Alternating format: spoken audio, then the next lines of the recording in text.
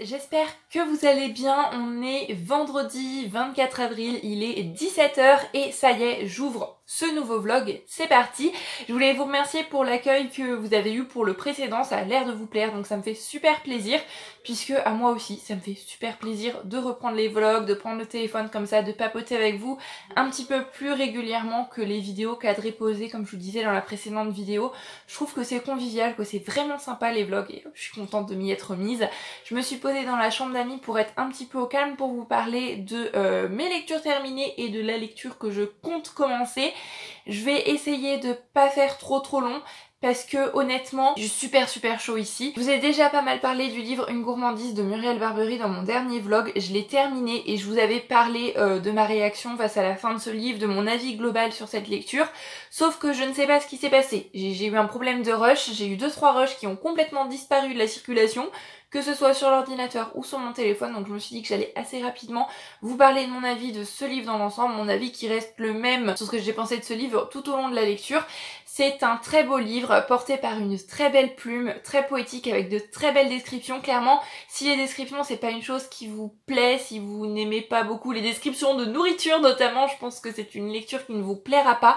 Mais personnellement j'ai beaucoup aimé, c'est un livre qui m'a fait voyager puisqu'on va y parler à la fois de cuisine asiatique, d'autres moments cuisine orientale, on va aussi parler de vin de Bourgogne, voilà, c'est vraiment varié, c'est vraiment riche. Après le personnage principal, ce critique gastronomie vraiment très renommé, d'un personnage juste horrible, j'ai pas de mots pour le décrire, cet homme il est ignoble, j'ai eu beaucoup de mal à m'attacher à lui, mais la manière dont le récit est fait, dont le récit est construit, avec ce point de vue alterné et le point de vue de sa femme, de ses enfants, de son médecin, de diverses personnes, j'ai trouvé que c'était très bien fait, il y a quand même de l'émotion dans un récit qui est quand même très court et vraiment le style, la plume de Muriel Barbery, j'ai beaucoup aimé. À la fin de ce livre, je ne m'y attendais absolument pas, ça a été une bonne surprise. Cette lecture pour moi je trouve que c'est une bonne ode aux saveurs simples, au plaisir de l'enfance qu'il ne faut pas perdre, qu'il faut garder en tête. Voilà, garder aussi son âme d'enfant et que c'est pas forcément les choses les plus élaborées, les choses les plus sophistiquées qui vont rester dans notre cœur pendant des années et pendant même en l'occurrence ici toute une vie. Il y a pas mal de belles petites citations, je vous en ai lu quelques-unes. C'est un livre que je vais garder, un livre que je vais peut-être refeuilleter, que je vais peut-être relire de temps en temps. Une bonne lecture, c'est pas un coup de cœur, mais c'était un bon moment et vraiment une très belle découverte. J'ai lu beaucoup d'avis mitigés sur Livralic, notamment de gens qui avaient lu ce livre après avoir lu L'élégance du hérisson, donc moi je fais un petit peu le chemin inverse, donc j'espère que L'élégance du hérisson ce sera vraiment chouette, mais en tous les cas le style, la plume de Muriel Barbery j'aime énormément et puis j'ai hâte de découvrir les autres livres qu'elle a pu écrire. Je crois que presque tous les synopsis m'ont l'air vraiment très intéressants, donc j'ai hâte de me pencher là-dessus. Je vous disais hier qu'après avoir terminé cette lecture là, j'avais donc commencé... Oula, je me suis donné un coup dans les lunettes. Celle-ci qui est le tome 5 des désastreuses aventures des orphelins de Baudelaire de Lemony Snicket. Je viens à l'instant de la terminer et c'était un régal, c'était vraiment génial. Ce tome apporte une tournure différente à la saga, notamment parce que comme je vous le disais hier pour moi, mais dans le vlog précédent pour vous, les orphelins de Baudelaire vont rencontrer des personnages avec qui ils vont rapidement devenir amis, qui vont prendre un rôle, une place quand même assez importante dans la série, mais surtout parce que dans ce tome-ci, le schéma classique, le schéma habituel un petit peu redondant qu'on pouvait avoir dans les 4 premiers tomes, mais qui personnellement me plaisait toujours autant, c'est-à-dire ils vont être placés chez un tuteur, le comte Olaf va se déguiser, va essayer de leur remettre la main dessus, il est un petit peu cassé dans ce tome-ci, on sent que les tomes précédents vont avoir une saveur différente, il y a des enjeux plus grands qui sont en train de se mettre en place, ça devient vraiment intéressant. J'aime beaucoup, comme je vous disais, le style de cette saga, la plume vraiment pessimiste de Lemony Snicket, mais un pessimisme teinté de beaucoup d'humour noir. J'aime beaucoup, je suis vraiment friande de l'humour de Lemony Snicket dans cette saga, ça fonctionne vraiment à merveille. Et comme je vous disais, j'ai pas été une grande fan de l'adaptation cinématographique quand elle a été faite il y a des années maintenant, et j'ai complètement compris pourquoi en retournant voir sur Netflix l'adaptation qu'ils en ont faite en version série télé cette fois-ci. Le film il fait 1h30, 2h grand maximum, et on a 4 tomes à l'intérieur, alors que le tome 5 par exemple sur Netflix, c'est les 2 premiers épisodes de la saison 2 et les 2 épisodes ensemble font 2 heures, donc 2 heures pour un tome, c'est parfait, vraiment l'ambiance, l'atmosphère, les acteurs.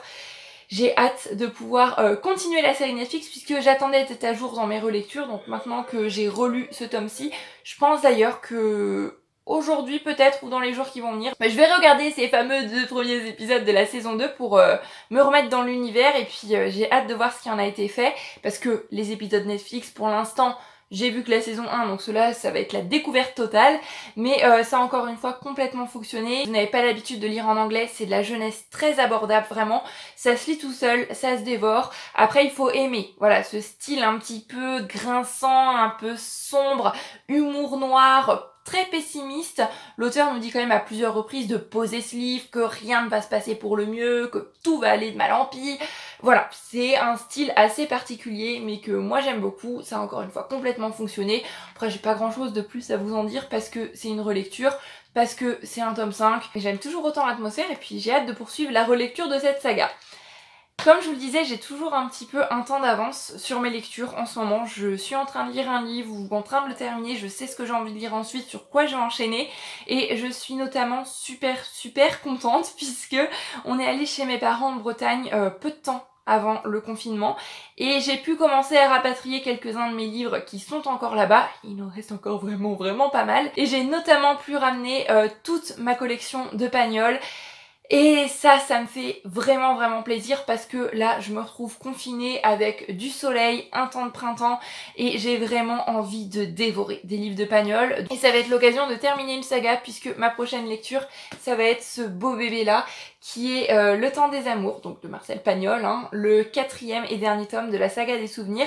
Alors je vous le disais à plusieurs reprises dans des vidéos précédentes, c'est une lecture qui me fait un peu peur, parce que c'est un livre qui a été publié à titre posthume.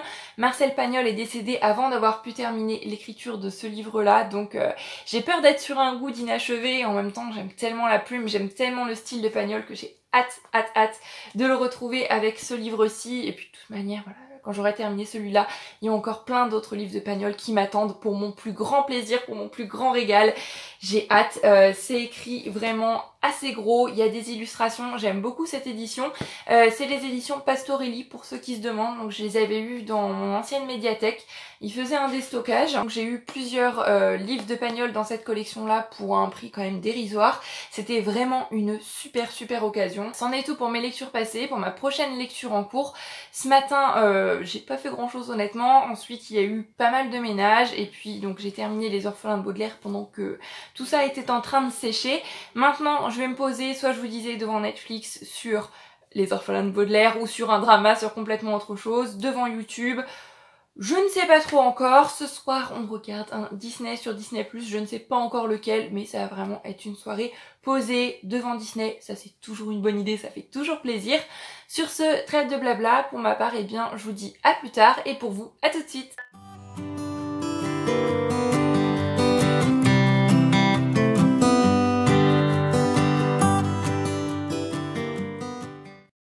On est le samedi 25 avril, il est 14h16 et on a de la chance, il fait soleil, il fait vraiment bon avec une petite brise. C'est le cas aujourd'hui, ça va être le cas demain, mais après à partir de lundi jusqu'à samedi de la semaine prochaine, ça va être grisaille. Donc j'ai vraiment envie d'en profiter, de lire le maximum dehors, de profiter du soleil, de profiter du plein de vitamine D. C'est vraiment une chose qui me fait énormément de bien. On n'a pas beaucoup de terrain, mais le peu d'extérieur qu'on a, on est vraiment chanceux d'en avoir en ce moment.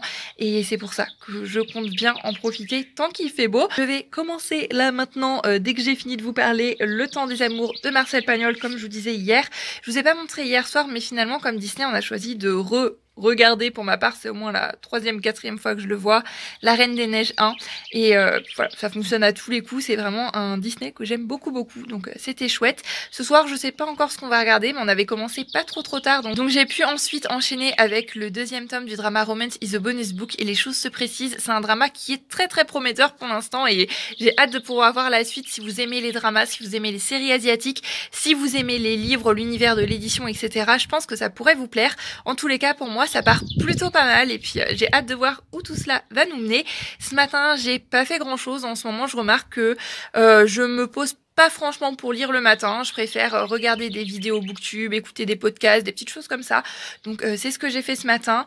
Là je me suis installée vraiment là où il y a encore assez de soleil, puisque ce côté-là de la maison l'après-midi c'est en majorité à l'ombre, mais il y a quand même un petit vent. Donc j'ai pris un gilet, j'ai rempli ma gourde d'eau fraîche, j'ai mes lunettes de soleil, mon livre, on est paré, on est installé, c'est parti!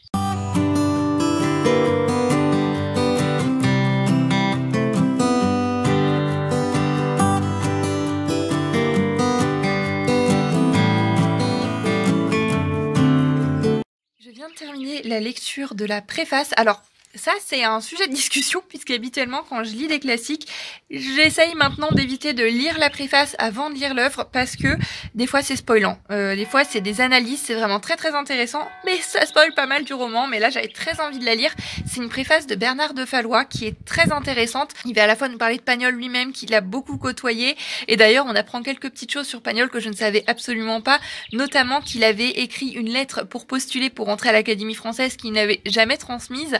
Et c'est l'un de ses amis, alors que Pagnol était parti chercher une bouteille en 1945 pour fêter la victoire des Alliés, qui a subtilisé cette lettre, et c'est comme ça que Pagnol est rentré à l'Académie française. Il y a plein de petites anecdotes comme ça. On découvre Pagnol sous un autre regard, sous le regard de quelqu'un qu'il côtoyait, quelqu'un qu'il connaissait bien. On a aussi toute une analyse, tout le cheminement qui a été fait, cette tétralogie des souvenirs d'enfance. Comment est-ce que on en est arrivé à 4 livres, qui à la base ne devaient en être qu'un, qui en sont devenus 2, ensuite il devait y en avoir 3, qui en sont devenus 4. Et on a aussi une réflexion sur est-ce qu'on devrait publier des livres à titre posthume en sachant que l'auteur n'a pas pu les terminer, qui ne sont pas la version finale que l'auteur aurait souhaité. C'est vraiment très intéressant. Donc je ne sais pas si cette préface est dans les autres éditions. J'aime beaucoup lire les préfaces en général et là c'était vraiment passionnant. C'était une bonne mise en bouche qui maintenant me donne très envie de partir à la découverte du temps des amours. Donc ça y est, j'attaque le texte maintenant et j'ai hâte. Il est 17h30. Alors j'ai lu donc la préface dont je vous parlais tout à l'heure et les 3 premiers chapitres. Je suis rendue au 4e et il y en a 10 en tout. Les 3 premiers chapitres, on est vraiment centré sur des expériences de Marcel Pagnol au lycée. Et ça manque un petit peu le côté familial avec son père, sa mère, son frère, sa sœur, peut-être même son oncle Jules et sa tante, les vacances, les collines. On n'a pas énormément de descriptions, ce que j'aime aussi chez Pagnol, même si bien sûr le style, la plume, ça reste Pagnol, j'aime toujours énormément. C'est un bonheur de la retrouver, mais il me manque, voilà, ces descriptions de grands espaces, ces descriptions du sud, entendre l'accent chantant, les cigales qui chantent à travers les lignes. Tout ça, je l'ai pas parce que on est centré sur sa vie au lycée, même si c'est très intéressant et de toute façon, tout ce qui est école, enseignement, fin 19e, début 20e, c'est une chose qui me passionne énormément, sur laquelle j'aime toujours lire, sur laquelle j'aime toujours me renseigner, apprendre. Donc bien sûr, là-dessus, je suis très contente. Mais voilà, il me manque ça. On est dans un univers qui est très clos, qui est très fermé puisqu'on est seulement dans l'enceinte de ce lycée. C'est divertissant. On retrouve ce côté un petit peu naïf de l'enfance que Pagnol retransmet à travers toute cette saga des souvenirs d'enfance. On a beaucoup de notions d'amitié, de fraternité, d'entraide. Mais là, le chapitre 4 s'appelle la partie de boule de Joseph, quelque chose comme ça. Donc, on va retrouver Lily, au vu des quelques petites premières lignes que j'ai pu lire. On va retrouver ses parents. Donc, voilà, je pense qu'on va retrouver l'atmosphère que j'avais beaucoup aimée dans les tomes précédents et qui, c'est vrai, au début de celui-ci, me manque quand même un petit peu. Il part pas pour le moment pour être mon préféré de la saga. Je sais pas, je pense que mon préféré pour l'instant, ça doit être La gloire de mon père, même si le château de ma mère doit arriver pas très très loin derrière. C'est dur de départager les deux, mais c'est quand même un très très bon moment de lecture. De toute façon, c'est Marcel Pagnol. Et bien sûr, j'aime toujours autant. Je fais le point avec vous, donc moi j'y retourne. Il est 6h, je viens de finir le 4e chapitre et je vais pas tarder à rentrer puisque le vent commence à se lever, puis j'ai envie d'aller me poser un petit peu. J'ai pas mal lu, j'ai lu pendant 2h30, 3h, c'était vraiment génial, surtout ce 4e chapitre, j'avoue, puisque on y retrouve Lily, on y retrouve l'oncle Jules, on retrouve cette ambiance estivale, cette ambiance vacances, ce moment un peu hors du temps et j'ai beaucoup aimé ce 4e chapitre. J'en suis au 5e chapitre sur 10, donc j'ai lu la moitié. J'aime beaucoup, même si ce tome-là a un côté un petit peu plusieurs histoires mises les unes à la suite des autres sans qu'il y ait forcément de lien logique entre elles, ce qui est normal puisque on l'apprend dans la préface, c'est des histoires qu'ils ont retrouvées à la mort de Marcel Pagnol, qu'ils ont mis ensemble puisqu'elles étaient destinées à devenir le temps des amours à l'origine, mais Marcel Pagnol n'avait pas encore vraiment défini l'ordre, le sens, comment est-ce que tout cela allait se mettre en place. Donc ça me manque un petit peu ce côté qu'on avait dans les tomes précédents, histoire un petit peu plus traditionnelle si je puis dire, c'est-à-dire un événement A et un événement B, toute une suite d'événements qui se mettent les uns à la suite des autres avec une suite chronologique, mais néanmoins on y retrouve la plume de Pagnol comme je vous le disais. Plaisir, même si les descriptions me manquent quand même encore un petit peu. Sur ce, je pense que je vais pas forcément vous reparler aujourd'hui. Je vous dis probablement à demain pour vous parler de mon avancée dans ce livre-ci. Je pense le terminer demain parce que ça se lit vraiment tout seul. On est dimanche 26 avril, il est 10h30 et comme vous le voyez, je suis déjà dehors, je suis déjà installée. J'ai mon livre, alors qu'hier je vous disais qu'en ce moment je ne lisais pas le matin, mais bon, il faut bien une exception pour confirmer la règle.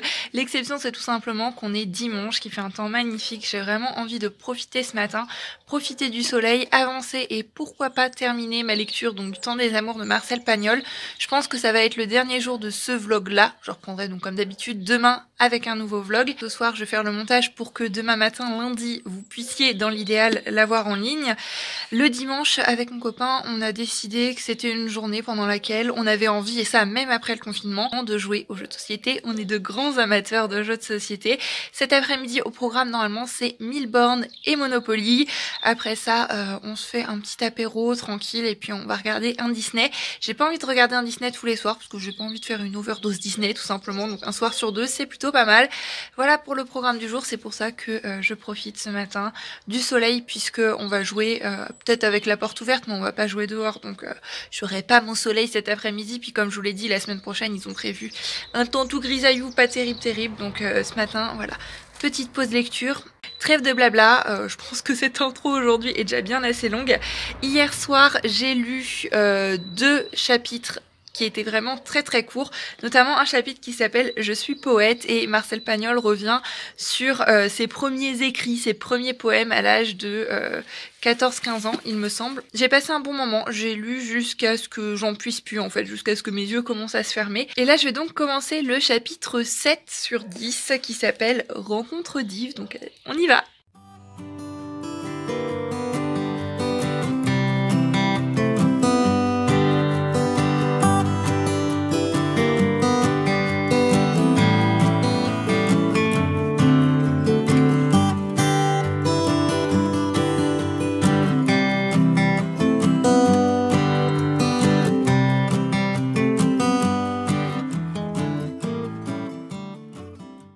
4h et le moment jeu de société vient de se terminer, c'était vraiment chouette. J'ai gagné une partie de Monopoly et 3 parties de 1000 bornes.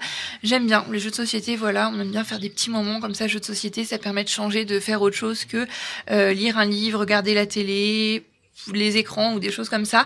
On a terminé, maintenant il fait toujours bon, donc je suis retournée dehors pour terminer mon livre, donc toujours Le Temps des Amours de Marcel Pagnol, pendant que lui joue. Là je vous reprends rapidement puisque je viens de terminer un chapitre qui est quand même un bon gros chapitre du livre, je pense que c'est le plus épais, qui s'appelle Les Pestiférés. Alors je ne sais pas si c'est inspiré de faits réels ou non, mais Marcel Pagnol nous parle d'une peste qui a sévi à Marseille dans les années 1720, donc un chapitre et une histoire qui bien sûr résonne un petit peu avec l'actualité. D'ailleurs ce qui est intéressant dans la préface, ils en parlaient, c'est que à quelques années d'écart, 3 écrivains du Sud, donc Albert Camus, Marcel Pagnol et Jean Giono, ont parlé de la peste, ont parlé d'épidémies, ont parlé de maladies dans certains de leurs livres. Donc la peste pour Camus, les pestiférés pour Pagnol, donc ce petit chapitre-là. Et malheureusement, je ne connais pas du tout l'œuvre de Giono pour l'instant, donc je ne peux pas vous dire de quel livre il s'agit. Mais c'est vrai que c'est un fait intéressant. J'ai La peste de Camus d'ailleurs à lire, je ne sais pas quand est-ce que je vais lire. Je pense que ce sera prochainement, mais pas maintenant tout de suite. Ça, je sais pas encore. Mais qu'est-ce que j'ai pensé des pestiférés de Marcel Pagnol ? J'ai eu beaucoup de mal avec cette lecture, je l'ai trouvée longue, je l'ai trouvée laborieuse, j'ai pas accroché. Après l'époque 1720, c'est pas l'une de mes périodes de prédilection. On décrivait tous les habitants du village, leurs fonctions, et voilà, je sais pas, j'ai pas été transportée par cette histoire et je me suis même demandé ce qu'elle venait faire dans ce recueil puisque ça n'a aucun rapport avec Marcel Pagnol, ça n'a aucun rapport avec ses souvenirs d'enfance, si ce n'est qu'il nous dit que c'est une histoire que Monsieur Sylvain, qui a un peu cette réputation de fou du village, si je puis dire, qu'on a rencontré dans le chapitre juste avant, leur a raconté, mais on n'a pas du tout le point de vue de Marcel Pagnol ou de son ami sur cette histoire au moment où elle aura été racontée, ce qui aurait pu être intéressant. On a juste cette histoire qui est quand même assez longue, une espèce de nouvelle qui est placée ici sans qu'on sache vraiment pourquoi. Ça m'a fait un peu bizarre et j'ai pas accroché plus que ça parce qu'en prenant ce livre, c'est pas le genre de récit, c'est pas le genre de choses que j'avais envie de lire. Néanmoins, eh bien maintenant j'ai lu Les Pestiférés de Marcel Pagnol, mais c'est loin d'être le récit de Pagnol que je préfère pour l'instant. Je pense que c'est même celui que j'ai moins apprécié, mais on y va. Le dernier chapitre s'appelle Les Amours de l'Agneau ou l'Agneau. On va retourner au Pagnol que j'aime. Après ça, j'aurai terminé ce livre. Je vous ferai le bilan sur ce que j'ai pensé de l'ensemble de cette œuvre-ci et après, eh bien j'irai direct m'atteler au montage puisqu'il me restera du temps. Parfait, niveau timing, tout s'ajuste vraiment bien, donc c'est parti pour le dernier chapitre. Il est 5h15 et je suis rentrée puisqu'il y avait pas mal de bruit dehors et ça commençait à se rafraîchir, donc je me suis mis au chaud pour vous parler du Temps des Amours de Marcel Pagnol. Ça y est, je l'ai terminé et avec la lecture de ce livre, eh bien j'ai terminé toute la saga des souvenirs de Marcel Pagnol. Et c'est une magnifique saga et cette saga elle a une place un petit peu importante dans mon cœur de lectrice puisque c'est avec cette saga que j'ai découvert l'écriture de Marcel Pagnol, cette saga qui m'a donné envie d'en lire plus, qui m'a donné envie d'en découvrir plus et j'ai dans ma palle beaucoup de livres de Pagnol et j'ai déjà hâte de partir à la découverte de chacun d'entre eux. À la fin de cette édition-ci, on a plusieurs photos, notamment de l'inauguration du square Marcel Pagnol à Monaco et on a le discours qu'André Roussin a fait à cette occasion et c'est un très beau discours. J'ai beaucoup apprécié ces petits bonus à la fin. Le Temps des Amours, je vous l'ai déjà dit et je vais rester sur cet avis là, c'est loin d'être mon préféré, je trouve qu'il est vraiment décousu, on a des chapitres qui n'ont pas forcément de lien entre eux et je pense que ce qui fait que ce tome-ci est loin d'être mon préféré et que je l'ai vraiment moins apprécié comparé aux autres, c'est parce que on est moins centré sur Pagnol. Pagnol nous parle de ses amis au lycée, nous raconte, donc on a cette histoire des pestiférés qui ne parlent même de personnes qu'il ne connaît, c'est juste une histoire qui nous place comme ça. J'ai pas franchement compris la raison, mais comme je disais, je suis contente quand même de l'avoir lu. C'est une lecture qui n'était pas inintéressante, mais mis à part ce petit aparté sur les pestiférés, tous les autres chapitres, c'est Pagnol qui nous parle d'une histoire arrivée à l'un de ses camarades au lycée. La partie de boule, à la rigueur, pourrait revenir sur ce qu'on avait dans les tomes précédents, c'est-à-dire l'histoire de famille, les histoires au soleil, aux vacances, la Bastide Neuve, mais c'est vraiment un épisode et un épisode qui en plus de ça est très court et c'est le seul chapitre dans lequel j'ai vraiment retrouvé ce que j'aimais dans la saga des souvenirs d'enfance. Après, voilà, il faut un petit peu d'indulgence, c'est un tome qui a été publié à titre posthume, c'est des histoires qu'ils ont retrouvées, qu'ils ont mis un petit peu bout à bout pour former ce volume-là, mais c'est une belle conclusion à la saga dans son ensemble que j'ai beaucoup aimé et que je vous invite chaudement à découvrir, une saga que je peux recommander à la fois pour les plus jeunes comme pour les plus grands. Marcel Pagnol, c'est un régal et même si avec ce 4e tome, j'ai moins entendu les grillons chanter, j'ai moins entendu l'accent du sud, c'était un bon moment de lecture quand même dans l'ensemble. Je pense que le prochain livre de Pagnol que je dirais Topaz, parce que j'ai envie de découvrir ses pièces de théâtre aussi et celui-ci me trotte en tête depuis un petit moment, donc peut-être que je changerai. La trilogie marseillaise me fait très envie aussi, mais j'ai pas envie de me relancer dans une saga pour l'instant, donc Topaz semble bien parti pour être le prochain Pagnol que je découvrirai, mais voilà, très contente aujourd'hui d'avoir terminé la saga des souvenirs d'enfance de Marcel Pagnol avec le 4e et dernier tome. Ces éditions Pastorelli sont vraiment magnifiques. Comme je disais, on a une préface qui est vraiment très intéressante, on a des illustrations, on a des photos, des petits bonus à la fin, elles sont vraiment géniales et super bien faites et Topaz je l'ai aussi dans cette édition là, j'ai pas mal de livres de Pagnol chez Pastorelli. Je m'attelais au montage de ce vlog que vous voyez en ce moment, peut-être un petit peu d'Animal Crossing ensuite. Ce soir on se pose devant un film, donc je pense pas de toute façon que je reprendrai le téléphone, que je vous reparlerai aujourd'hui. J'espère que ce vlog vous aura plu encore une fois. Je vous fais comme d'habitude à tous plein de bisous, prenez grand soin de vous et je vous dis à bientôt sur la chaîne Booktube. Bye bye!